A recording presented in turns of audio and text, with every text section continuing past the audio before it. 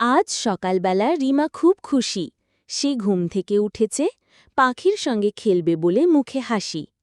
রিমা খাঁচা খুলে তার প্রিয় সবুজ পাখিটাকে আঙুলে বসায়।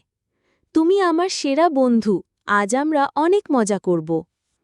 হঠাৎ পাখিটা চুপচাপ হয়ে যায়। রিমা চিৎকার করে, পাখি, তুমি কিছু বলছো না? তুমি কি ঠিক আছো? রিমা কাঁদছে। মা এসে তাকে বুকে জড়িয়ে নেন। মা, পাখিটা চলে গেল, ও আর কখনো ফিরবে না। পাখিটা এখন জান্নাতে সোনা।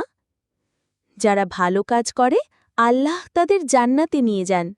তুমি যদি সৎ মেয়ে হও, নামাজ পড়ো, কাউকে কষ্ট না দাও, তবে একদিন তুমি পাখিটার সঙ্গে জান্নাতে দেখা পাবে ইনশাআল্লাহ।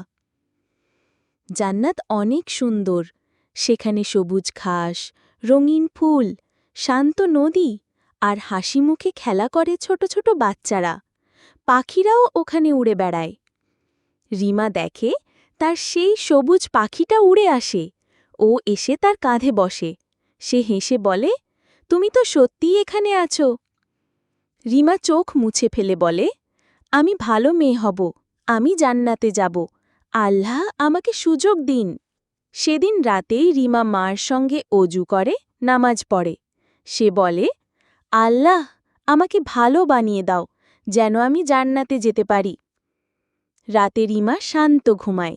তার পাখিটা যেন জান্নাতের আকাশে উড়ে চলে যায়। ভালো কাজ করলে জান্নাত তোমার জন্য অপেক্ষা করছে।